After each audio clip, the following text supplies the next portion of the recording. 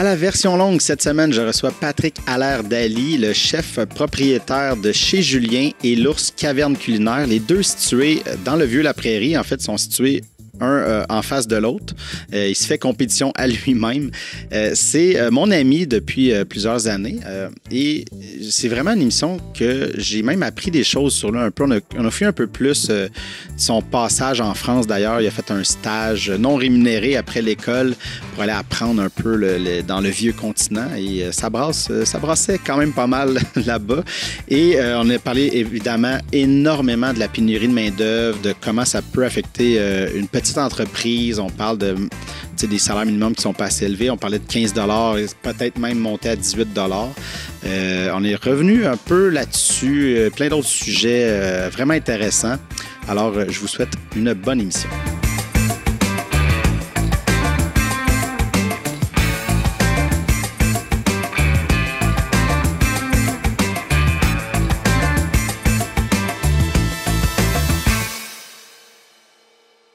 Hey Pat, merci beaucoup d'avoir accepté mon invitation. On se vous verra pas. Hein? On se connaît un petit peu. Mais je vais faire des fois un peu comme si on se connaissait pas. OK. Pour en apprendre un peu plus sur toi. Mais là, comment ça va? C'est une question que je pose, que je trouve qui est importante depuis la pandémie. C'est comment vas-tu? Comment vas-tu? Puis c'est drôle parce que c'est une question que je me pose régulièrement en plus ces temps-ci. Là. Je dirais que c'est sûr que les derniers 2 ans, je pense que pour tout le monde a été difficile. Là. Dans notre milieu, ça a été vraiment un chaos incontrôlable.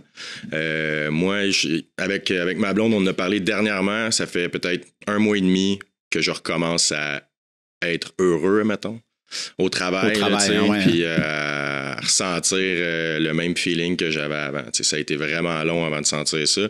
Puis là, dernièrement, je recommence à avoir du fun, là, du vrai fun au travail avec le staff, avec l'équipe, avec les menus qu'on est enfin capable de revenir à une certaine normalité, puis ça fait du bien. Là, ouais. Parce qu'on s'entend, je repensais un peu à ça à matin, en m'en venant en auto de ton métier de restaurateur, de chef cuisinier, puis il y a un côté un peu rockstar, dans le fait que il y a de l'adrénaline, c'est de la performance quasiment à chaque soir, t'arrives, c'est comme faut que ce soit bon à soir, puis là t'arrives l'autre journée, faut que ce soit bon à soir, c'est un peu comme un artiste qui va faire des shows le monde ont payé, faut que je livre, puis ça vient avec une adrénaline, un truc que avec la pandémie, je veux dire, la fermeture des trucs, c'est peut-être que c'est ça, il y a le côté, la recherche de l'adrénaline, déjà, il n'est pas là. L'espèce que.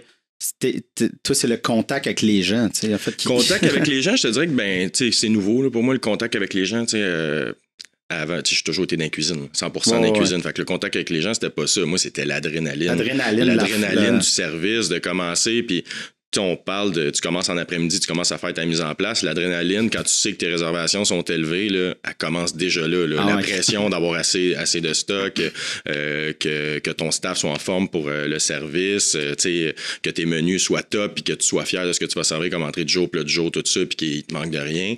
Puis après ça, quand tu commences le service, ça commence... Tu commences doucement, puis il y a comme une pression énorme qui s'en vient. Puis moi, c'est ce que j'adore du métier. Là. C'est que tu as une pression, puis tout le monde devient comme une équipe, là, un tout pour réussir à finir cette soirée-là. Puis c'est vraiment... Ça devient c'est une adrénaline en tout cas, que moi, je ne réussis pas à retrouver ailleurs. Puis après ça, tu finis, puis c'est comme si tu félicites ton équipe, là, comme si tu avais réussi à gagner quelque chose. T'sais. Mais l'adrénaline, c'est une drogue. Puis moi, j'ai un petit band de musique, j'ai fait quelques shows, puis même là, tu pognes cette espèce de truc-là que quand tu finis, je pense que je peux comprendre un peu l'espèce de... quand c'est fait, il y a une espèce de bien-être en dedans. C'est une réussite que tu retrouves pas. Puis que c'est comme si c'était une réussite presque ultime, là, j'exagère, mais comme... souvent dans une semaine, tu sais, fait que à chaque fois c'est toujours une nouveauté. Tu peux pas être blasé d'un gros service parce qu'il est jamais pareil comme celui précédent, là. Jamais, tu sais, on s'entend, ça fait 15 ans, même si c'est le même menu, le rush il sera pas le même, toutes tes réservations vont être à telle heure ou tu vas avoir un très gros groupe qui va arriver, mettons, à 7 heures ou peu importe, tu sais, il y a toujours des situations différentes, tu vas manquer d'un produit, un retour d'un client, tu sais, tout est possible, mais il y a toujours des situations différentes qui fait que comme tu as toujours quelque chose à accomplir, là, tu sais. En tout cas. Mais je vais en parler des gros groupes parce que tu me fais penser, parce que samedi, je suis allé à un resto dans Villeray. Là, j'essaie de ne pas me tromper parce que j'ai tellement fait de jokes avec leur nom en joke là, que je pense que c'est lundi au soleil. Okay. Des fois, je disais mardi à la pluie. Ça change. C'est lundi au soleil. Mais c'est ça, c'est que j'étais avec ma copine. Mais à un moment donné, il est arrivé un groupe. Il était sur 3 tables. Et puis là, on a senti, tu sais, parce que c'est un truc à l'assiette, là, des plats partagés. Puis, c'est ça, au début, on était comme il y avait moins de monde, puis on a dit on va commander un à la fois, puis on va étirer un peu à patente, mais quand le groupe, là, on a senti le groupe arriver, on a commandé de quoi, puis là, c'est comme pas arrivé vite, on a senti l'espèce de la vague du 30 personnes qui est arrivée en même temps, tu sais. Mais là, normalement, avec l'expérience, c'est quelque chose qu'on le sait qui arrive. Tu sais, normalement, ce groupe-là avait clairement réservé. Là. Fait que normalement, avec l'expérience, tout le monde est au courant qu'il arrive. Fait qu'il y a des choses à faire préalables. Tu sais, nous autres, ça nous arrive tellement souvent là, à l'ours de dire à une table, je vous conseille fortement de commander tout de suite parce qu'il y a un groupe de 20 qui est là, puis ça peut être long après. Puis à un moment donné, quand tu as le groupe dans les mains là, dans la cuisine, là, faut que tu passes ça. Il y a comme t'as ce projet-là avant de continuer le reste. Oui, parce que. Mais là, chez. C'est ça, t'as l'ours, ça, c'est plus des plats. Mais chez Julien, as-tu commencé des plats plus à partager? En fait, on l'a recommencé un petit peu post-pandémie, mais on dirait que. Ben, post-pandémie, en tout cas, on s'entend, là, mais. On comprend ce que tu veux dire, les postes on l'a recommencé doucement, puis on se rend compte que c'est peut-être pas le bon moment de le recommencer à 100%. Tu sais, en ce moment encore, les gens sont-ils prêts à tout picosser dans la même assiette? Tu sais, il y a comme une espèce de tabou, je sais pas comment on peut appeler ça, mais il y a encore quelque chose, tu sais, qu'on sent, là, tu sais, au travers des tables, on aime mieux rester peut-être dans un menu un peu plus traditionnel, puis après ça, revenir. Mais tu sais, même à ça, même dans notre menu traditionnel, on est quand même revenu un peu plus à une normalité. Là, pendant la pandémie, j'étais chez Julien, je faisais des burgers, je faisais des poutines, des affaires de même. Là, là, je te dirais, quand on a réouvert, on a continué à faire ça parce que le mode take-out fonctionnait fort. Mais là, on essaye de s'en retourner vers des carrés d'agneau, des filets mignons, des cuissons faites directement sur la poêle au lieu de directement dans la friteuse. Mais ça, c'est une affaire aussi, parce que c'est bon, le fameux réinventez-vous. C'est facile à dire, mais à un moment donné, ça devient lourd à porter parce que, tu sais, je veux dire, moi, bon, quand ça commençait à être fermé, je veux dire, on a tout viré à on va commander parce que bon, c'est fermé. Puis là, tu regardais la liste de restos, puis t'avais des Danny Saint-Pierre ou j'ai oublié le nom, Martin Junot. Martin Junot, le gars qui a le miel dans Pointe-Saint-Charles, parce que c'est pas loin de chez nous, là, j'ai oublié son nom. Il a gagné les chefs. Hakim Chajar. Hakim, c'est ça. Ouais, c'est ça. Le miel, eux, ils ont tout viré à on va faire de la pizza, on va faire du poulet frit, mais il y en a déjà 1000 à Montréal. Ça marchait fort pareil. Mais ça marchait fort pareil parce que tu fais on fait de la pizza. Ben oui, c'est ça, mais c'est sûr parce que là, tu arrives aussi avec le stem de c'est Hakim fait du poulet frit, Danny Saint-Pierre fait une pizza, fait que là, tu fais tant qu'à commander, on va se commander une petite. Exactement. Mais ça reste que c'est tous des restaurateurs, puis je veux voir un peu toi aussi l'idée de je faisais carré d'agneau des affaires, puis là je fais de la, tu sais, y a-tu quelque chose aussi qui était démotivant là-dedans ou c'était juste en mode peu je te dirais qu'au début il y a eu un feeling intéressant là, vraiment, je te dirais peut-être les 2 premiers mois qu'on était comme tu sais, c'était comme un peu genre, c'est spécial, là, tu sais, on est une belle gang, puis on fait ça dans des plats, puis les clients sont au rendez-vous, puis tout, puis tu sais, ça, encore là, tout le long du processus, les clients étaient au rendez-vous, puis ça, je suis vraiment content, mais tu sais, à un moment donné, quand ça fait 2 mois là, que quand tu fais ton menu sur papier, la seule affaire que tu penses, c'est est-ce que ça va bien se réchauffer? Puis, est-ce que je suis capable de le faire en très grosse quantité? C'est vraiment les seules affaires qu'on était en train de penser. Oui, il fallait garder une espèce de côté chez Julien, puis on le faisait, mais n'empêche que c'était l'idée derrière ça, c'était pas la même idée. Là, c'était vraiment rentabiliser un produit, acheter un produit, le rentabiliser à 100%. Être sûr de le vendre. S'assurer que le client arrive et qu'il dise c'est vrai que c'était simple puis que c'était bon, tu sais. Ouais, c'est ça. Fait après ça, c'est ça. Mais tu avais l'avantage aussi qu'avec l'ours, tu avais tes saucisses. Je suis allé acheter une couple de fois des saucisses. Tu les faisais congeler. Mais tu avais un moyen tu avais des trucs à on avait quand même l'éventail de stock assez intéressant. Là. C'est sûr que quand on s'est lancé dans le côté, on avait une genre d'épicerie artisanale, je sais pas comment on peut appeler ça, mais dans le sens où on avait une épicerie en ligne où est-ce que les gens pouvaient aller acheter 5-6 sortes de saucisses, nos pizzas de l'ours congelées, les côtes levées, ces affaires-là. C'était le fun. Il y avait comme le côté entrepreneurial qui restait, dans le sens où on essayait de tout où est-ce qu'on était capable d'aller chercher un petit peu de sous, on essayait d'aller le faire, puis on essayait que le client y aille ce qu'il aimait avoir avant. Là, fait que ça, il y a eu ce côté-là qui était quand même intéressant, mais c'est ça, à un moment donné, tu as fait le tour pas mal vite. Là, parce qu'on n'est pas des... Je suis pas un...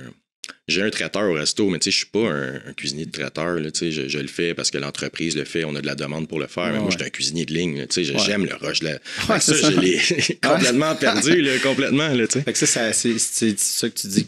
C'est ça qui a joué dans le fait que tu avais perdu un peu le plaisir de travailler. Oui, vraiment. C'était vraiment axé là-dessus. Ça, puis l'épée au-dessus de la tête tout le temps aussi. Tu réouvres, mettons, pendant 4 mois, puis tu as l'épée où est-ce que tu te dis je pense que ça va refermer, puis là, tu as tous les clients qui sont comme non, j'y crois, moi, je pense pas, ils peuvent pas refaire ça, vous refermez comme ça. Ouais, moi, j'y crois à moitié, tu sais. Puis là, tu refermes, puis là, même là, on a réouvert cet été, puis essayer de motiver ton staff. Le monde, ils nous disent ça, comme la cuisine, c'est vraiment difficile. Ouais, mais c'est normal, là. Les cuisiniers qui ont été off pendant 8 mois. Puis là, il y en a une partie qui part, il y en a qui reviennent, puis qu'ils sont comme, c'est pas clair encore. Tu entends le gouvernement parler, puis c'est encore pas clair. Là, aujourd'hui, c'est un petit peu plus clair, mais honnêtement, si tu as une offre d'emploi ailleurs, sûrement que tu apprends. Ben, il y a ça, on peut peut-être rentrer là-dedans, les pénuries de main-d'œuvre, on dirait on n'entend que ça dans les médias, mais pourtant, c'est quelque chose qu'on voit venir depuis un bout. Là. C'est juste que je pense que la pandémie a vraiment exacerbé ça. Parce que, en tout cas, on pourrait rentrer un peu plus là-dedans, mais je voulais voir, toi, comment ça t'affecte. Parce que c'est sûr qu'en cuisine aussi, moi, dans l'idée que j'ai, c'est que justement, c'est un des trucs qui a été le plus longtemps fermé, le plus durement touché. Puis, tu mettons, t'as un jeune qui est cook, qui commençait, puis tu te dis, bon, là, c'est ça, qu'est-ce qui se passe? Je vais me trouver un autre job ailleurs ou retourne aux études, des affaires. Puis, mais tu fais, je pourrais pas travailler les vendredis, samedis soirs. C'est un autre, je veux dire, faut ça y penser aussi. Mais moi, je sais que je suis, en tout cas, de ce que j'entends, je suis un peu dans un monde à part à ce niveau-là. J'ai une chance que d'autres n'ont pas, mais cette chance-là, je ne sais pas d'où elle vient, dans le sens où mon personnel en cuisine est là depuis quand même longtemps. Je sens qu'ils veulent encore rester. Puis pendant la pandémie, j'ai réussi à les garder avec nous autres dans l'équipe. Nous autres, ben du monde qui chiale sur la PCU, pour nous, ça a été vraiment un plus, là, pour vrai. Parce que tous mes employés que j'ai été obligé de licencier 2 fois, ben à partir du moment où ils étaient licenciés, ils continuaient à faire un salaire décent, on s'entend. Là, il y avait, pour certains, c'était intéressant de comme dire, OK, j'ai moins de choses à faire, puis j'arrive avec ça. Puis, veux pas, ça nous permettait de les faire travailler peut-être 1 ou 2 journées semaine. Il y avait encore le droit de faire un léger salaire. Fait que moi, j'ai gardé un lien avec tous les employés là, pendant toute la pandémie. Fait un coup qu'on sentait que ça allait revenir, mais déjà, le discours commençait à s'ouvrir avec mes employés. Ça va réouvrir, elle va être avec nous autres. Oui, OK. Je repars, j'ai tout mon personnel. C'était assez génial à ce niveau-là. Moi, je peux pas vraiment me plaindre en ce moment de la pénurie. Je le sais qu'elle existe parce que j'ai eu un cuisinier à remplacer ça fait quelques mois. Puis des CV, j'en ai pas eu 4, j'en ai eu 1. J'ai été super chanceux de l'avoir. C'est même pas parce que j'ai mis des affaires sur Emploi Québec ou sur des sites. Il est passé par là puis il a fait comme tiens, si ça t'intéresse. Fait que j'ai été super chanceux, mais si j'avais pas eu ce CV-là, encore aujourd'hui, j'ai encore des annonces sur les sites, pas parce que je cherche, mais parce que je veux voir s'il y a de la possibilité. Puis j'en ai pas de CV. J'en reçois aucun. Fait que j'ai été chanceux. Puis j'ai quand même été souvent chanceux de cette manière-là, de faire comme OK, j'ai besoin de quelqu'un, puis trouver quelqu'un. Puis généralement, en plus, j'ai du bon personnel. Il reste heureux de travailler. Mais je sais que c'est pas la situation pour tout le monde. Puis le fait d'avoir tes 2 restos l'autre bord de la rue. Est-ce que ça doit t'aider d'une certaine façon? Parce que tu peux bouncer d'un bord à l'autre.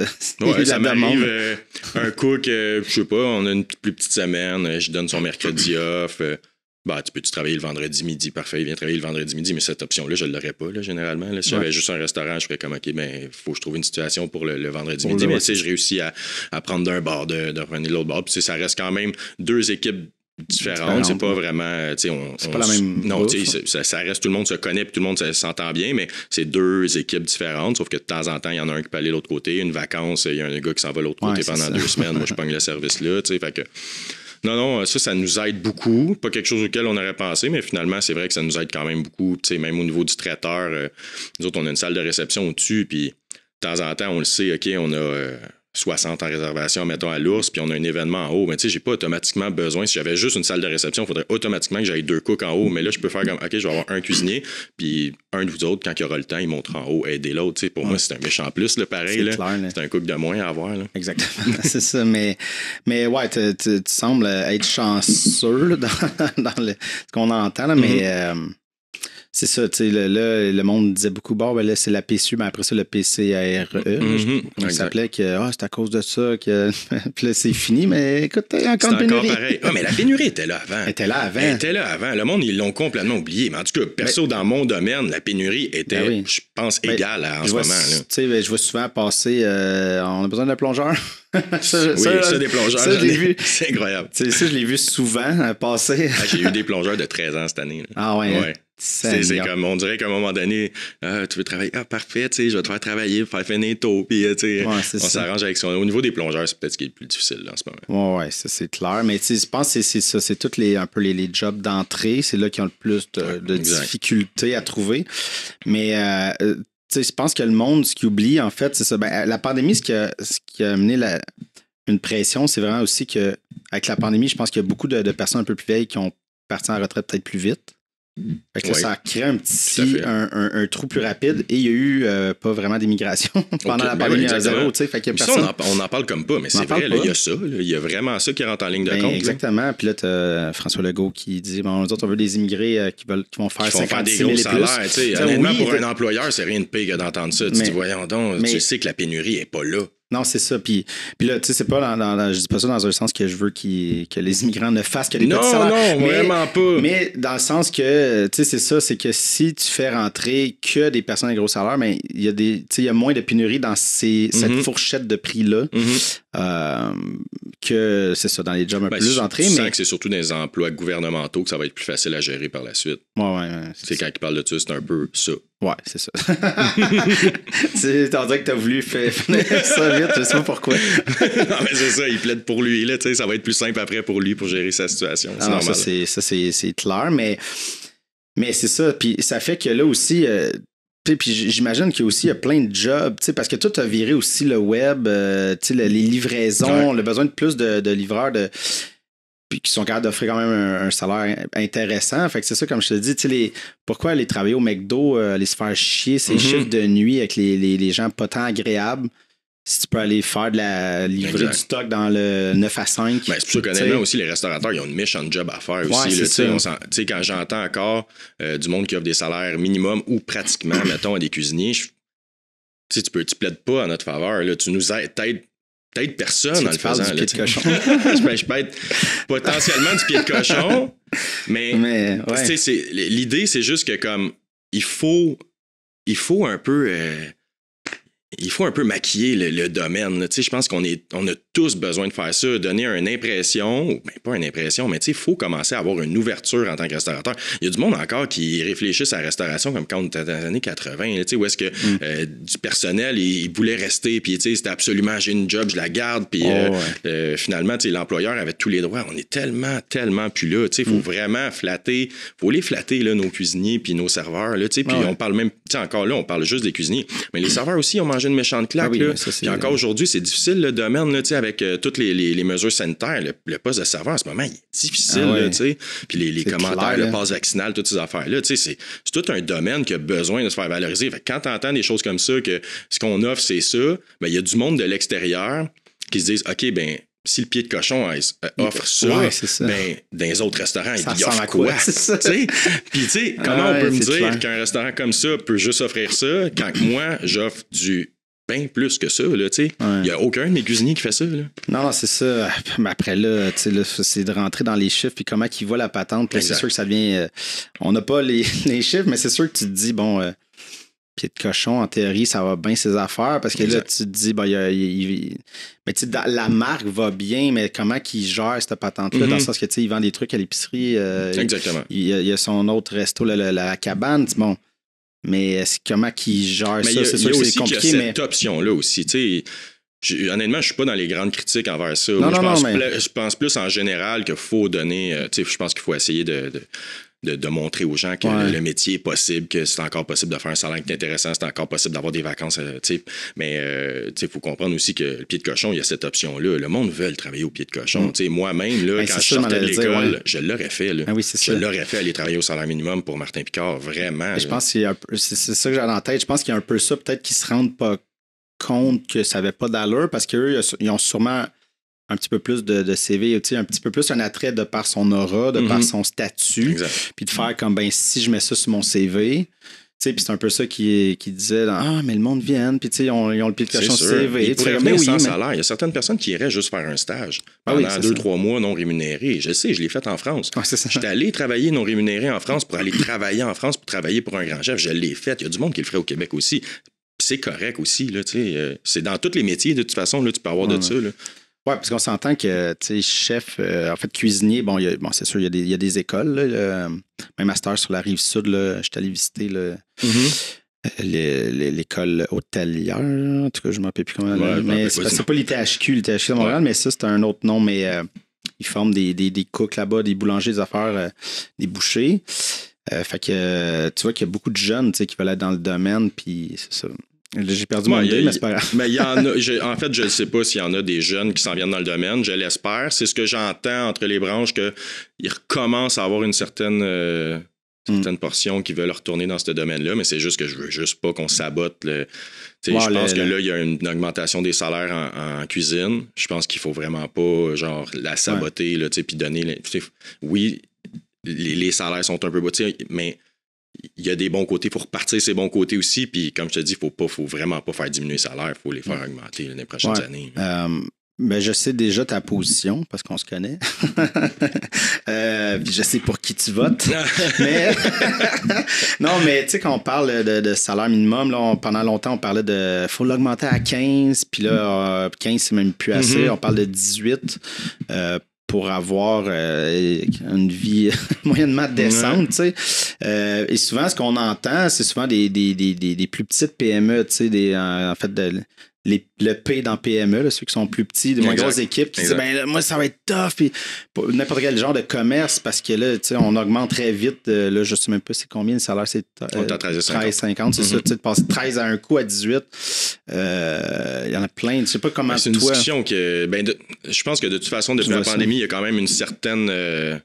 Je pense que le salaire minimum a comme monté un peu de soi. Là, c'est plutôt rare, même de ce que j'ai compris, même des caissiers d'épicerie et des affaires de même, ça fait plus un salaire minimum. Là. On est rendu dans des salaires de 15$ quand même. Je pense qu'il a monté de même. Mais c'est sûr que moi, l'offre à la demande des dans le sens qu'il y a plus vraiment d'employés. Fait que là, on est capable. Exactement. Vous étiez capable avant. Exactement. Mais c'est sûr que moi, je regarde. Moi, payer un adulte, je sais pas, qui a 25-26 ans, clairement, 18-19$ à l'heure, je comprends tout à fait. Là, j'ai aucun problème avec ça. C'est sûr que là, moi, ce que je regarde souvent, c'est quand j'ai un étudiant de 13-14 ans, comme je te dis, qui est à la plonge, puis que je me dis, oh my God, je paye 18$ à l'heure. Dans une situation comme ça, je me dis, tu sais, ça va changer sa vie radicalement. Là, c'est ça. Fait que je pense que si ça arrive, tout le monde va s'adapter, mais c'est sûr que c'est des entreprises comme la mienne qui vont en subir le plus les contre-coups. C'est clair. Mais tu sais, encore là, j'ai pas des employés à salaire minimum, j'en ai pas. Là, c'est peut-être vraiment juste des plongeurs étudiants. Là, j'en ai très peu. Je pense que ce que ça occasionnerait, c'est que les gens qui travailleraient plus parce que j'aurais moins d'heures à donner à certains autres. Mais parce que moi, j'invite les gens à aller. Il y avait un documentaire dont là, le titre un peu m'échappe, mais c'était Robert Reich qui était. Il a travaillé, il était dans l'administration de Clinton la première fois, puis il était ministre comme du travail, l'économie, puis c'était un professeur d'économie. Mais il est extrêmement de gauche. Là, c'est un des rares économistes de gauche. Puis lui, c'est un avocat de justement. De maintenir les salaires, il se bat beaucoup contre ce que Reagan a fait. Puis quand on regarde les courbes de salaire, tu sais, dans les années 50, 60, 70, là, les salaires, mettons, des dirigeants et des travailleurs et l'inflation, là, tout montait en parallèle. OK. Puis quand Reagan est venu tout défaire la réglementation de Wall Street puis tout ça, les salaires ont juste arrêté de monter puis le reste a tout pété en haut. Puis c'est là que l'écart c'est là que ça vient compliqué. Parce que là, l'affaire, quand on dit, on va monter à 18, puis là, on fait, mais là, tout va coûter plus cher. Fait que là, le 18, oui, mais c'est pas tant vrai. Il faut qu'on maintienne tout le temps ça pour que ça suive qu'il n'y ait pas juste l'inflation, les patrons qui montent comme ça, puis que tout le monde reste... Oui, puis que les salaires suivent l'inflation comme ça. Oui, ben tu vas vendre tes assiettes potentiellement un peu plus cher, mais les gens vont faire un peu plus d'argent, vont être capables de payer, puis là, toi, tu vas faire de l'argent en payer tes employés. On va juste continuer à dépenser cet argent. On la dépense déjà. C'est juste que d'avoir une meilleure capacité à payer, qu'il n'y ait pas d'écart tant que ça, tu sais. Puis... Yvon Deschamps, il est allé au podcast de Mike Ward récemment, puis il parlait dans les années 70, juste avant qu'ils deviennent populaires, puis que là, il fasse vraiment de l'argent, mais il était plus comédien, qui travaillait pas beaucoup avec sa blonde de l'époque, puis il disait à deux, là, il faisait 16 000, il y avait un appart au centre-ville, un char, il allait au resto 4 fois par semaine, puis on n'était pas considérés riches, mais on était capable de se payer tout ça, tu sais. Puis, quand il avait commencé à faire de l'argent, il a dit la première maison qu'il a achetée, c'est dans Westmount, un genre de 2 ou 3 étages avec une grosse cour pour à peu près 40 000.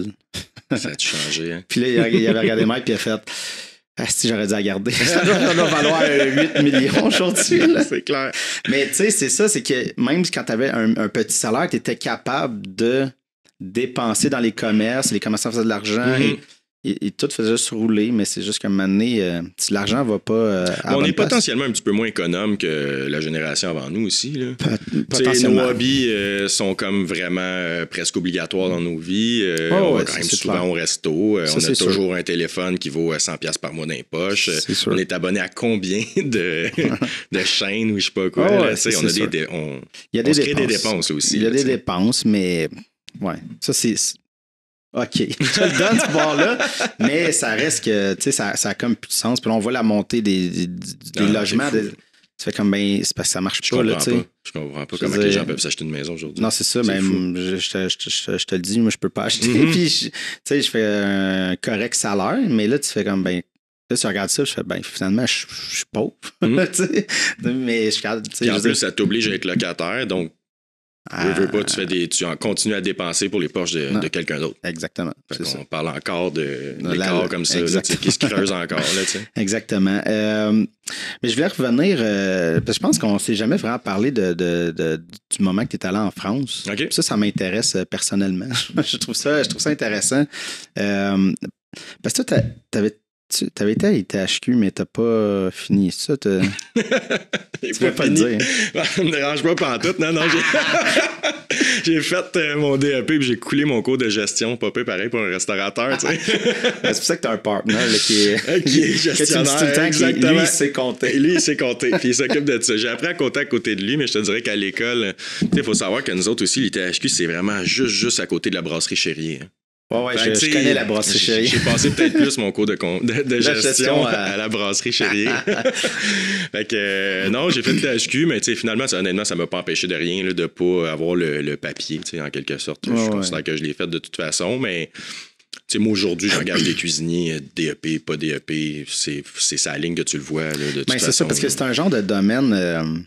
Puis tu sais, on en parlait un peu dans l'émission qu'on a faite, le S'alimenter local, avec Nicolas de la boulangerie Obsession, mais tu sais, c'est beaucoup des jobs que, dans le fond, tu sais, c'est un peu l'idée du maître, tu sais, que c'est des jobs que tu peux apprendre en faisant, tu sais. C'est sûr que, tu sais, mettons en cuisine, c'est le fun qu'il y a une base, surtout quand tu es dans une cuisine un petit peu plus, tu sais, savoir au moins faire une béchamel ou des sauces de base. Tu sais, des fois, c'est quand même surprenant à quel point un cuisinier, que ça fait 10 ans qu'il travaille, tu demandes un truc très de base, c'est comme, OK, c'est beau. Non, c'est ça. On va te l'apprendre, t'aurais dû le savoir avant. C'est ça, c'est sûr. Bon, c'est potentiellement, mais ça reste que c'est des jobs que tu peux vraiment apprendre en le faisant. Tu sais, je veux dire, si quelqu'un est moindrement passionné chez eux, tu te pratiques à faire des fonds de veau. Exact. Non, mais c'est toujours le rush. Le plus important, c'est souvent le rush. Gérer la... Mais après ça, le reste, on dirait qu'on peut tout montrer ça au monde. On dirait, non, c'est ça. Mais je veux dire, chez vous, tu peux apprendre. Moi, je peux dire, OK, j'ai envie d'apprendre, je vais le faire. Puis à un moment donné, je peux devenir bon à le faire. Après ça, de le faire sous le stress. Mais ça n'empêche que ça aussi. Mais tout le monde peut apprendre ça aussi. Tu peux apprendre. C'est ça que je voulais dire, dans le sens que c'est pour ça que tu peux te dire, c'est pas grave. Si tu as des skills, tu peux quand même engager. Mais là, tu sais, est-ce que est-ce que quand même, tu fais-tu passer comme un test, fais-moi une sauce. Là, je te dirais qu'avec le nombre de CV que j'ai en ce moment, je suis plus en mode genre, tu peux-tu commencer demain? Ouais, c'est plus ça. Honnêtement, on le voit vite sur le tas, tu sais, puis moi, en tout cas, c'est quelque chose que j'aime aussi de mon métier, c'est de pouvoir apprendre au monde, tu sais, fait que c'est pas quelque chose qui me dérange tant que ça si j'arrive puis je vois qu'il y a comme certaines difficultés à certains niveaux. Je suis très bon quand même pour prendre le temps de montrer puis comprendre aussi que ça s'apprend pas tout de suite d'un coup. Non, c'est pas quelque chose qui me dérange tant que ça. C'est sûr que ça prend de l'expérience, puis l'expérience, tu vas la chercher où tu peux. Oui, c'est ça. Puis, tu vois, là, je voulais te parler de la France. On en a débordé, mais c'est correct. Mais parce que j'étais comme curieux de... T'es allé dans c'était quelle année que t'es allé là-bas? Ça fait peut-être 12 ans de ça, là, dans les années 2012 peut-être. Là. Puis, parce que, tu sais, on entend parler, tu sais, dans le folklore de comme, surtout en France, que les chefs sont comme des moi, je l'ai vécu. Des espèces de « c'est comme ça », puis... Je l'ai vécu pour de vrai. Ah oui, vraiment, là, tu sais, c'est comme... C'est quelque chose que j'entendais parler, mais on dirait que tu te dis, ben oui, tu sais, c'est ça, on verra bien, là, tu sais, j'ai du caractère, moi, de toute façon, mais honnêtement, c'est incroyable, là, c'est quand même... Mais la restauration de base, c'est un peu ça, un peu un régime militaire, là, tu sais, t'as des... déjà, chef, puis quand... Tout le monde qui est en dessous, t'as toujours une supériorité presque complète sur la personne qui est en dessous de toi. Le sous-chef, c'est comme le lieutenant. Exactement, après ça, t'as des sous-chefs, chefs de parti, après ça, dans chacun des postes, t'es toujours un peu... Puis tu sais, juste l'affaire de, oui, chef, tu sais, c'est extrêmement militaire, on parle de la brigade, mais ça, le oui chef, c'est vrai que ça fait très militaire, mais il y a vraiment quelque chose d'assez clair là-dedans, dans le sens où c'est très important que le monde... J'ai compris ce que tu as dit. Non, ça, je comprends. Moi, aujourd'hui encore, je suis souvent, je peux-tu savoir si... Dis-moi oui, là. Non, mais ça, je blâmais pas ça, mais tu sais, il y a quelque chose qui vient de... Ah, tellement, là, pour de vrai. Clac, c'est très... C'était dur, là, pour de vrai, puis tu sais, à un moment donné, avant de partir de mon stage, moi, j'ai fait un stage qui durait à peu près 4 mois, puis je me rappelle avoir dit au cook à côté de moi, je dis, il se rend compte qu'à force de crier, on s'en rend même plus compte. Tu sais, c'est comme, rendu la petite chanson de la fin du service, là, une petite engueulade. Là, tu sais, t'es comme, voyons donc, pourquoi, tu sais, à quoi ça te sert, tu sais. Puis le pire, c'est que la pénurie de cooks, il y en a encore. Tu sais, il y en a là-bas aussi, là, tu sais. Fait que, comment se fait que c'est encore un régime un peu de terreur, là, tu sais. Puis dans les deux places, parce que j'ai fait un stage comme plus long, mettons, de 4 mois. Est-ce que tu veux nommer les places ou tu veux... Oui. Okay. Puis, ça s'appelle la ferme de l'hôpital. C'est à Bossé, dans les Alpes françaises. Puis tu sais, j'ai beau avoir des critiques à faire au niveau du régime un peu militaire. C'est comme ça partout en France. Puis j'ai adoré mon expérience. C'est juste qu'à un moment donné, t'es juste comme, pourquoi? Là, arrête, calme-toi. Là, la vie est belle. Là, t'as envie des fois de le prendre dans tes bras puis de dire ça va bien aller. T'sais. Mais puis quand j'étais là-bas, fait que j'ai fait mon stage de 4 mois là-bas qui était sérieusement méchant apprentissage. Je suis parti de là, j'étais un cuisinier, là, puis je suis revenu, j'étais tout autre. Là. J'avais une expérience vraiment incroyable dans mon sac. Tu sais. Puis pendant que j'étais là-bas, nous autres, dans le fond, eux autres, ils ferment. En France, ils ont souvent tendance à fermer le restaurant pour que tout le monde prenne des vacances en même temps. Ils avaient fermé pendant 2 semaines. Pendant ces 2 semaines-là, j'étais allé faire un autre stage à Megève, qui était comme dans le coin de Chamonix, mettons. OK. Chamonix ou Chamonix? Chamonix. Fait que j'étais allé là-bas, puis ça, c'était vraiment un gros resto. Là. C'était un 2 macarons Michelin qui est par la suite tombé 3 étoiles Michelin, là, sûrement à cause de moi, j'imagine. Ouais, c'est ça. Fait que, mais ça, c'était tellement intense pour de vrai. J'étais allé là, puis mon stage, c'était à peu près juste comme éplucher des pommes de terre pour faire des frites pour les enfants. Là. C'était pas mal ça. Puis le reste du temps, c'est ça, un régime super, super strict, mais tu sais, n'empêche que c'est des restaurants qui offrent quelque chose de qualité exceptionnelle, là, par exemple. C'est rare que tu vois ce genre d'établissement-là ici au Québec. Là, quand même. Non, c'est ça, mais Michelin, écoute, ça aussi, j'ai l'impression que ça amène une pression énorme parce que peut-être pour les gens qui connaissent pas trop, là, c'est vraiment l'idée qu'ils donnent 1 étoile, 2 étoiles, 3 étoiles, c'est le max. Puis ça, c'est ça. C'est que t'en as une, après ça, tu peux t'en ajouter. Ils peuvent t'en ajouter avec le temps, mais ils peuvent aussi t'en enlever. Exactement. Puis ça donne une méchante drop de revenus entre chaque stade. Exact. Oui, parce que tu peux augmenter tes prix, puis automatiquement, t'as des gens d'Europe qui ne vont manger que dans les étoilés. Ouais, c'est ça. Il y a des gens qui vont manger que dans les au moins étoilés, mais il y en a qui vont juste dans minimum 2 et puis minimum 3, tu sais. Puis la drop entre 3 à 2, là, je pense que c'est un gros chiffre d'affaires énorme. Ouais, exact. Et ça vient qu'une chiffre d'affaires, mais je sais pas si c'est autant juste une question d'argent que vraiment de prestige, renommée. Puis c'est comme s'il y a des gens qui travaillent pour ça toute leur vie. Ouais. Puis c'est pas automatiquement juste la 3e étoile. Tu sais, des fois, tu vas travailler toute ta vie juste pour avoir une première étoile. Cette première étoile-là, tu ne peux pas la perdre. Tu peux pas passer d'un restaurant étoilé à un... C'est comme si tu retombais un bistrot là, tout d'un coup. Là, fait que la pression déjà là est énorme. Je pense que la pression est énorme des deux côtés. Tu as ta première, puis tu veux donc avoir ta deuxième, puis tu veux donc pas perdre la première. Ouais, c'est ça. Puis quand tu arrives à 3, c'est que tout ce que tu peux faire, c'est perdre. Parce que tu peux pas en rajouter. Exactement. Fait que là, ça ramène parce que je sais pas si je pense que vous avez écouté, là, mais les Chef's Table sur Netflix, là, il y avait ça en France avec celui avec Passard, là, qui était un 3 étoiles. Lui, c'est l'arpège, je crois. Lui, tu sais, il a commencé. Moi, je suis pas avec les dates, mais peut-être commencé début 70, puis il a pogné ses 3 étoiles très rapidement. Dans 70 à 80, il était 3 étoiles. Puis début 80, mi-90, il était comme blasé parce que ça fait comme 15 ans que tu as 3 étoiles, tu as comme une pression de. Puis lui, ces années-là, c'était le très classique, là, exact. Les plats français. Puis lui, il a juste fait fuck it, je vais comme pratiquement végé. En tout cas, il mettait l'emphase sur le légume. Puis il a annoncé ça, puis il a dit je vais. Puis là, tous les critiques qu'ils ont fait, c'est la mort de Passard.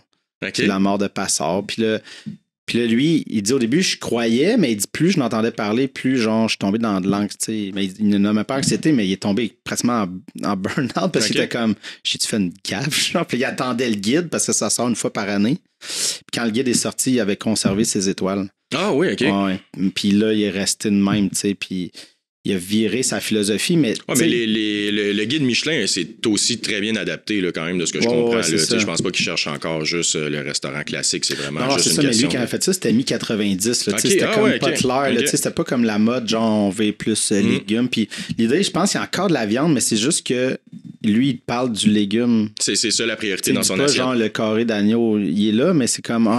Parce qu'il s'est parti d'une ferme. Il y a 2 agriculteurs qui ont un carré de terre, puis c'est juste pour son resto. C'est malade. C'est de la folie. Là, pareil, ouais, mais tu sais, c'est l'argent que c'est ça. Il fait avec le. Mais tu sais, ça fait que lui, là, il a comme. C'est les légumes, puis le monde. Tu sais, mais ça là, t'es comme on s'en fout. T'as comme des carottes, puis tes tomates, on veut le gigot d'agneau, le carré, puis en tout cas. Mais tu sais, ça amène une pression. Tu sais, je sais pas toi comment, parce que ça n'existe pas au Canada. J'ai entendu qu'il y en avait peut-être un au Canada. Peut-être que ça a commencé, mais le Québec, il l'a pas. Non. Comment tu verrais ça, une espèce de truc? Je pense pas que c'est quelque chose qui est possible. On dirait ici, je le vois pas. Je parlais avec... Il y a un de mes serveurs qui a travaillé dans du étoilé Michelin quand il était en France. Puis il me parlait juste du processus de mise en place de la salle à manger en début de journée. Je ne sais plus trop à quelle heure il arrivait. Il arrivait à 8 heures. Il était, mettons... 20 serveurs sur place, tout le monde avec des gants blancs, les nappes qui arrivent sur des supports puis qui doivent être repassées directement sur la table. C'est incroyable, là, pareil. Là, après ça, quand il servait le client, il y avait quelques tables, 2 ou 3 tables, mettons, à s'occuper. Puis il fallait qu'il prenne des notes sur chacun des clients. Fait que mange avec la main gauche, boit beaucoup d'eau, parle beaucoup, peu importe. Il fallait qu'ils prennent des notes durant tout le service parce qu'après ça, toutes ces informations-là sont comptabilisées. Fait que si le client revient, ben là, attention particulière en mettant de l'eau souvent ou en mettant la fourchette à gauche ou plein d'affaires de même. T'imagines-tu comment que c'est comme... C'est un autre monde, là, puis ça te prend beaucoup de personnel. J'imagine, même en France, tu dois avoir de la misère aussi là, à trouver autant de personnel pour faire quelque chose d'aussi parfait là, pour le client. Là, c'est une expérience, mais qui coûte cher. Là, oui, vraiment, mais c'est normal aussi. Je me dis, tu t'en vas dans un des plus grands établissements au monde, c'est normal de payer. On s'entend qu'aujourd'hui, ça doit coûter 800-900$ par personne aller manger dans ce genre de restaurant-là. Facile. Il y en avait un autre Chef's Table, celui à Chicago, le nom, l'Alinea. L'Alinea, oui. Je dirais que c'est le resto que je veux le plus essayer. Oui, moi aussi. Mais là... Ce qui était fou du show Netflix, c'est que tout le long, on voit un peu son histoire, mais les plats, puis sa philosophie. Puis là, le show fini, il fait comme on scrape tout, on ferme le resto, puis on rouvre dans un an avec une autre affaire. Puis t'es comme, OK, tu nous as tout montré ça, puis c'est un genre de fuck off, je recommence. Puis, mais je checkais les prix, là, genre, si jamais je vais à Chicago, mais c'était, je pense que c'était comme 350 US Exact. La soirée. Non, exact. Mais en tout cas, pour moi, je considère, c'est sûr que je suis dans ce milieu-là. Là, pour moi, mais c'est clair que c'est mérité. Là. Tu parles pas d'un travail. Puis quand tu t'en vas dans ce genre d'endroit-là non plus, tu peux pas regarder qu'est-ce que j'ai dans mon assiette, est-ce que ça vaut ça.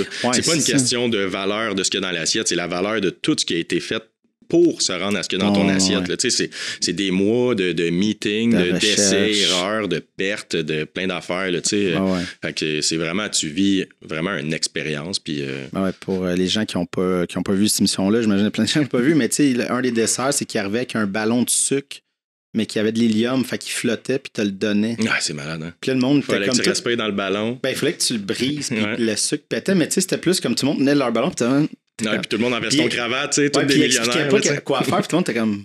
C'est quoi? C'est ça, là, tu sais, je trouvais ça fucking drôle. Je sais pas comment faire, mais je le pète. Il y a beaucoup de ça, là, maintenant, là, dans les étoiles Michelin. Je pense qu'il y a vraiment quelque chose de loufoque, de ludique, un peu, là, de spectaculaire, tu sais. Mais que le pied de cochon réussit à faire, là. Le pied de cochon, c'est peut-être le meilleur là-dedans. Montréal Plaza, à Montréal aussi, là, qui t'amène vraiment un côté vraiment ludique à manger. Puis c'est comme quand tu réussis à faire de quoi qui est vraiment, vraiment haut de gamme, puis qu'en plus, t'amènes un côté ludique, c'est une expérience parfaite pour le client. Là, il part de là avec le grand sourire. Là, puis tu sais, le pied de cochon, moi, j'ai fait le resto puis la cabane, puis honnêtement, pour le prix, t'as de la bouffe en maudit. Mais tu sais, je sais que faut pas te dire nécessairement qu'il faut comparer faut parler de la quantité qu'on a pour le prix qu'on paye, mais tu sais, il y a quand même... Tu pars de là avec un doggy bag. Là. C'est clair. C'est clair. Puis le serveur, il te le dira pas non plus. Non, il va te laisser commander comme, vous voulez prendre 3 plats, allez-y. Il sait que le dernier, tu seras pas capable de le manger. Non, c'est clair. Moi, quand j'étais allé au resto du pied de cochon, à côté de nous, il y avait, je pense, c'était 2 touristes. C'était 2 filles. Puis on commandait. Mais quand la bouffe arrivait, j'ai vu leur face comme... tomber, faire comme what? Ça, c'est juste l'entrée, ils capotaient. Puis là, clairement, tu sais, t'es touriste, t'es comme tu peux pas gérer des restants. Tu vas mettre ton doggy bag dans ton petit frigo d'hôtel. Là, tu vas faire quoi, le réchauffer où? Des fois, même pas de micro. C'est comme, qu'est-ce que je vais faire avec ça, en tout cas? Mais c'était, on est allé manger au pied de cochon un moment donné avec ma famille, puis c'était exactement ça. Là. On avait pris, je pense, une coupe d'entrée à partager, puis après ça, on prenait un plat, c'est comme un plat pour 2, mettons. Puis je me rappelle que quand le plat pour 2 est arrivé, on avait déjà plus faim. Tu regardes le plat pour 2 puis c'est super. Je vais manger, je vais rouler. Là. Je sais pas s'il était là, mais il y avait un gars qui était là. Je sais pas si c'était comme un peu pas le maître d'hôtel, mais il avait l'air d'être un peu en charge de la salle. Puis je me rappelle que j'ai juste comme soufflé fort. Puis il est tout de suite arrivé. Puis il a fait, tu peux arrêter. Hein. Ah oui, c'est vrai? Ouais. Okay. Puis une autre serveuse est arrivée et elle a dit, lui, on l'appelle le doc. Parce que ça se promenait partout. Dès qu'il voit quelqu'un souffler un peu et continuer à manger, t'es comme... T'es pas obligé de te faire ça. T'es pas obligé de finir et de mourir. Ça, c'est comme dans les parties de Noël. Moi, on dirait qu'un party de Noël, ça vient automatiquement avec le fait d'être comme oh my God, je sais pas ce que tu veux dire. On n'a jamais vécu de party de Noël ensemble. Jamais fini à 4h30 du matin. Ça n'a pas fini à 4h30 du matin. T'es parti à 4h30 du matin. Dormi sur le sofa, mais en tout cas... Mais, je voulais parler de... Est-ce que tout ça fait quelques années maintenant que tu es dans le domaine, mais est-ce que tu as vu un changement de mentalité un peu dans les restos? Est-ce que... Parce que je pense pas qu'ici, c'était très dans l'autoritaire comme en France, mais... Moi, je l'ai pas tant vécu, ça. J'avoue, un petit peu, là, quand je suis arrivé, ça c'était en train déjà de s'estomper. On entend, dans les dernières années, on s'entend que le post-MeToo, puis il y a beaucoup de dénonciations aussi, même dans le monde des restaurations, de certains propriétaires, mais on dirait que c'était ciblé à... Ah, moi, je suis sûr que dans ce milieu-là, c'est clair qu'il y a plein de monde qui ont des choses à se reprocher. Ouais, c'est ça. On dirait que c'était un milieu qui était tellement comme ça que c'est comme si les gens qui ont passé par là se disent, ben oui, mais tu sais, dans le fond, c'était ça dans le temps, tu sais. Est-ce que ça va sortir à un moment donné? Possiblement, là, mais... C'est ça. Mais là, tu sais, moi, je veux rien dire. J'avais vu des noms, mais ça reste que c'était des trucs sur ton Instagram, puis que... Faut faire attention avec ça. Faut faire attention avec ça. Fait que je nommerai pas de nom, mais ça semblait aussi ciblé sur, mettons, 1 ou 2 personnes. Fait que je me disais, c'était peut-être pas non plus répandu. T'as peut-être des égos. Il y en a eu pas mal. Il y en a eu sûrement pas mal. Je pense qu'il y a vraiment une panoplie de chefs des années 80-90. Puis tu sais, après ça, c'est quoi exactement qu'ils ont fait? Moi, je pense que c'était vraiment de la pression mentale. Ouais, il y en avait beaucoup. C'était plus là-dessus. Mais tu sais, comme je te dis, les restos en France où j'ai été, il y a du monde qui serait incapable de tolérer ça. Incapable, tu sais. Puis que je sais qu'il y en a eu aussi ici dans le passé, mais je pense que les gens qui ont passé par là, clairement, ont changé de domaine ou pris leur retraite aussi. Mais aujourd'hui, je sais que c'est quelque chose qui est presque impensable. Moi, je suis tellement sweet avec mes employés. Là, je veux dire, je ne veux que du bien pour eux. Puis on dirait que je me dis tout le temps, je suis content que vous soyez là avec nous autres. C'est tout à fait l'opposé de la philosophie de te dire, genre, t'es bien chanceux d'avoir ta job. Moi, je suis tellement pas dans cette idée-là. Puis au niveau, je sens qu'il y a aussi un grand changement de mentalité sur... c'est un domaine qui amenait beaucoup d'excès de consommation, alcool, énormément, drogue. Ça existe encore. C'est sûr que ça existe encore, mais on le sent avec les gars de Joe Beef là, qui ont parti des espèces de soirées, des AA. Ils font ça le lundi, ils sont fermés. Puis c'est ouvert à tous les cooks qui veulent aller. C'est pas juste leur resto. Parce que les deux propriétaires, là, ils ont décidé de complètement arrêter l'alcool. Mais ça amène ça. Je sais pas, toi, comment te dealer avec ça, mais... moi, je te dirais que dans le monde avec qui je travaille encore aujourd'hui, il y a clairement plus, en tout cas, l'impression que j'ai de consommation dans mon domaine que dans bien d'autres. Oui, c'est parce que, comme on disait, il y a l'adrénaline, il y a le côté rockstar, le côté comme. Il est là. On dirait qu'il existe pour vrai. Ça existe pour vrai, tu sais. Puis, je veux faire une autre parenthèse, on dirait que je veux te couper, là, mais parce qu'on dirait que ça me revient. Je coupe tout le temps tout le monde. Non, c'est ça, mais c'est que ça vient de me revenir. Tu sais, moi, j'avais acheté le documentaire Dur à cuire, là, ça fait peut-être une quinzaine d'années sur Pied de cochon et toqué. Et, mon Dieu, Marc-Antoine Craig. Il était sous pendant tout le tournage. Craig, il est sous d'un bord à l'autre. Ils sont tout le temps en train de boire parce que tu le vois, quand ils ont fini leur shift, à la gang de Pied de cochon et toqué qui allaient ensemble.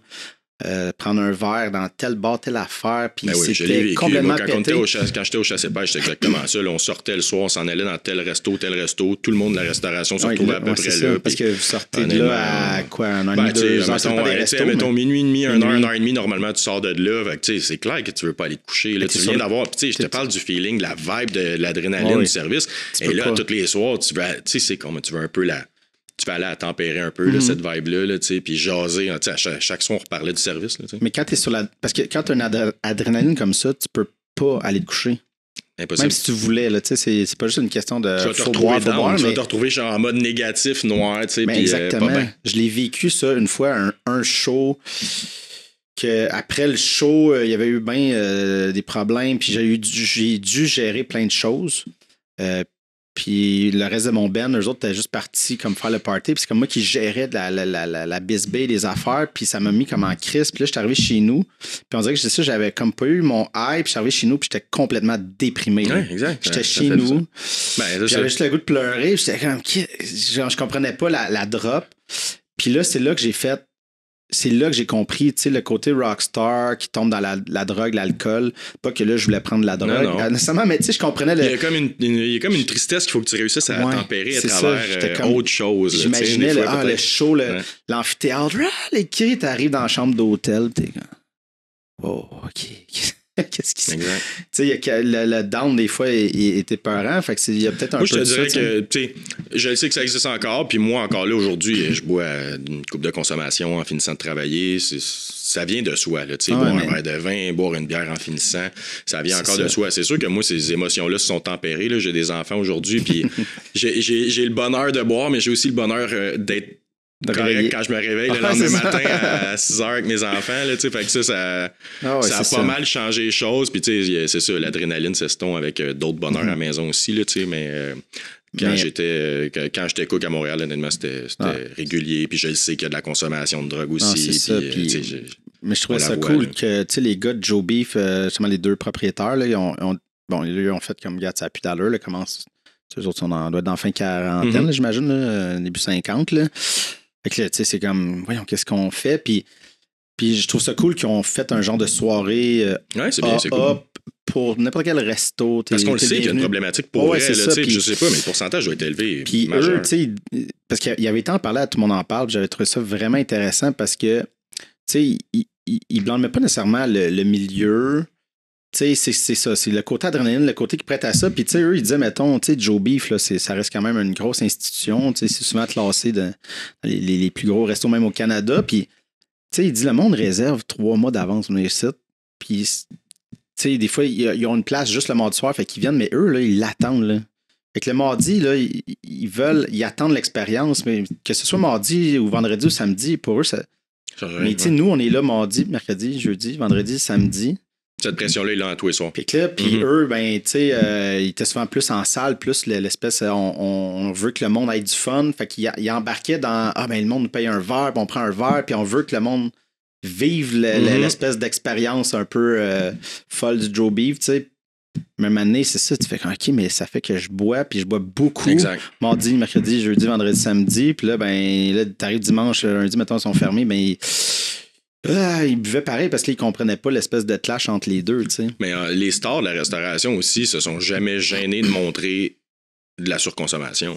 Ben, Martin Picard, c'est tout le temps. On l'a toujours vu, là, que c'est ça, exact. C'est des personnages qui boivent, qui consomment souvent, qui goûtent à tout, puis quand ils goûtent, ils crachent pas. Ils goûtent, là, ils boivent. Fait que... Ben, Martin Picard, quand il s'est mis sur la map mondiale, c'était avec le show de No Reservation d'Anthony Bourdain. Exactement. Tu l'as vu, ça? Dans la boîte de pick-up. De F-150, exact. Dans le 150, dans le centre-ville, avec normalement la prise du toqué. Exact. À boire le champagne à bouteille. Puis ça finit à la fin qui est comme couché. Ses cuisses à Normand qui flatte les cheveux puis il est comme mort. Mais il a vendu. Mais moi, c'était mes idoles là, dans ce temps-là. C'est con, c'est ça pareil. Là, mais il savait exactement ce qu'il faisait. Parce qu'il n'est pas comme ça tout le temps. Je veux dire, c'est pas... Ben, je suis sûr que lui aussi s'est estompé. Je pense que ça change. Là. Mais je sais qu'il savait que marketing, au niveau marketing, il savait que ce show-là, c'était vu mondialement. Puis il vendait « Je suis le chef terrible ». Il est imposant physiquement, grand gueule, boit le champagne, peut-être dans un pick-up au centre-ville. Comme... Mais c'était sa vraie personnalité, par exemple. Je pense pas que c'est vraiment lui, mais je l'ai vu quand même à plusieurs reprises dans des restos, puis c'est un festif. Ouais, c'est un festif, mais je veux dire, il savait aussi qu'il vendait ça. Il vendait le mad, le gars fou qui est juste comme venez me voir, puis... Exact. C'est ça, il y a ce côté-là marketing, mais en tout cas. Mais ouais, je pense que ça... Mais en tout cas, j'ai l'impression que c'est sûr que c'est encore là, mais... Ça tend aussi à s'estomper, je pense. J'imagine, mais comme je te dis, je pense que de tempérer des émotions, je pense que chaque personne un peu les tempère à sa propre manière. Puis encore là, peut-être que la pandémie a peut-être amené... Est-ce que ça a amené du bien ou du mauvais? Je ne sais pas, parce qu'encore là, il y a peut-être eu plus de consommation aussi pendant la pandémie. Fait que tu sais... Ouais, ça. Tend à... J'espère. C'est sûr que je pense qu'on a toute une job à faire pour pas l'encourager aussi. Là, à un moment donné, quand ça fait 6 consommations que le monde boive au bar en finissant de travailler, tu peux dire là, c'est beau les gars, on va aller se coucher. Là, on a tous une job à faire à ce niveau-là. Mais je sais que c'est un métier comme ça. Là, c'est un métier qui est festif, qu'on aime le social. On est tout le temps en train de jaser dans la cuisine. On a toujours du plaisir ensemble. On est comme une gang. On est comme une gang d'amis. Tout le temps en train de travailler. Puis c'est une des affaires que tout le monde du métier adore. C'est le fait que tu rentres dans la cuisine, tu reparles de la veille, tu parles de ta soirée, puis on a le droit, nous autres, de jaser. Là, on n'est pas dans un bureau, on n'est pas rien. Là, on jase toute la journée. Ouais, c'est clair. Là. Il nous reste plus grand temps, mais là, on dirait que ça vient de me revenir. Il y a quelque chose que je voulais te parler, mais le côté un peu... comment tu voyais ça? Le fait d'être dans le vieux La Prairie, le côté un peu local, mais plus... Ouais, je sais pas, d'être... C'est ça, d'offrir un resto de même, mais sur la rive sud, dans le vieux La Prairie. Moi, je pense que c'est depuis le début. Au début, je te dirais, j'avais peut-être eu un petit stress parce qu'on se retrouve à être dans un genre de coin de La Prairie. Tu sais, t'as comme La Prairie, puis t'as comme le vieux La Prairie. T'as pas besoin de passer par là. En fait, t'as jamais besoin de passer par là, à part si tu veux y aller. Si tu veux y aller ou si t'habites là. Fait que, au début, c'était quand même une inquiétude pour moi. Je te dirais que... C'est depuis, avant ça, on avait quand même recommencé à avoir une clientèle vraiment intéressante chez Julien, mais depuis qu'on a parti l'Ours, qui est comme, l'Ours nous amène vraiment une vibe dans le Vieux-La Prairie. Là. On parle quand même, souvent je peux faire une centaine de clients un vendredi, un samedi, fait que je peux pas dire qu'il n'y a pas personne dans le Vieux-La Prairie. Là. C'est vraiment une bonne vibe. Puis c'est quand même cool parce que juste un peu avant la pandémie, un autre restaurant qui est ouvert au coin de la rue qui s'appelle Pub Le Passage. C'est un super resto aussi. Fait qu'on dirait que je commence à trouver ça vraiment le fun. Je trouve qu'il y a comme une vibe intéressante. On est loin d'être un vieux Longueuil ou un Cherville ou quelque chose comme ça. Mais je trouve que là, il y a comme une offre pour le client. Fait que le client peut vraiment dire on va-tu dans le Vieux-La Prairie, puis on va aller manger au resto. Je trouve que ce côté-là, il est quand même le fun pour le client. Au lieu de dire, on s'en va chez Julien pour manger ce soir.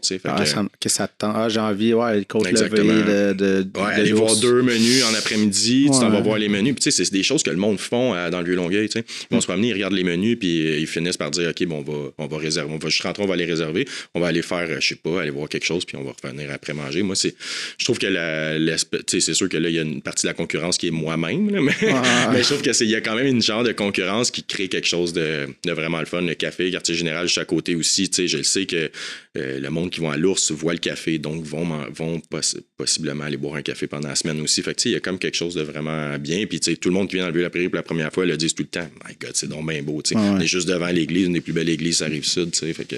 puis en restauration, je pense que c'est intéressant d'avoir de la compétition dans le sens pas juste pour se challenger soi-même à faire qui je vais essayer de garder mon menu nice ou des affaires, mais ça d'amener des gens parce que je veux dire, il y a peut-être du monde qui vont tout le temps au même resto, mais c'est le fun d'avoir une petite séquence puis de faire là j'ai envie de cette ambiance-là, j'ai envie de ça, puis on va aller puis récemment en plus j'ai vu David Chang là, qui a le Momofuku à New York là, puis j'aime bien, puis il parlait dans une entrevue que la meilleure façon parce qu'il parlait de post-pandémie puis comment aider les restos, mais il dit faites-vous une liste là, de genre 5 restos qui font triper pour des raisons différentes, puis rotationner, puis il dit le spot 4-5 bougez-les, gardez-vous un top 3 de vos gros coups de cœur, puis le 4-5 puis lui il rotationne, puis de rotationner à les places, OK. Puis pour aller un peu partout, mais comme parce qu'il dit vous ne pourrez pas sauver tous les restos. Tu ne peux pas sauver tous les restos de Montréal. Là, je suis tout à fait d'accord. Fait que là, c'est comme moi j'aime ce genre de bouffe-là, j'aime ça. OK, ces endroits-là, je suis bien là-bas, mais tu peux, puis en même temps, c'est le fun de pas tout le temps nous autres, manger la même bouffe. Là, à côté, là, c'est tellement surprenant de voir à quel point à l'Ours, on a une clientèle régulière. Chez Julien, on a une clientèle régulière. Puis moi, c'est quelque chose qui me fait tellement capoter parce que on dirait que c'est pas très générationnel pour nous. Là. Nous autres, on a souvent cette tendance-là d'essayer tout, puis finalement être déçu presque. On est déçu, puis finalement, je sais pas quoi. Mais on dirait que c'est peut-être une clientèle un petit peu plus âgée, là, une 40aine d'années, 50aine d'années, ils viennent toutes les semaines. Tout le temps, là, c'est tellement une clientèle en or, là, pour vrai. Là. Puis si tu le sais, ils te le disent. Là, nous, on aime ça ici. Je vois pas pourquoi on irait ailleurs. Là. Le menu, vous le changez souvent, puis on a moyen d'avoir pas toujours la même chose dans les assiettes. Puis, c'est ça. Parfait. Hey, t'es arrivé au bout de la discussion. Yes. Fait que, Pat, merci beaucoup d'être venu. Puis je te souhaite bonne chance pour le reste. Merci de l'invitation. Moi, on est correct, ça ne refermera pas. Là. Non, c'est fini. Là. C'est fini, là. On arrête. Touche du bois.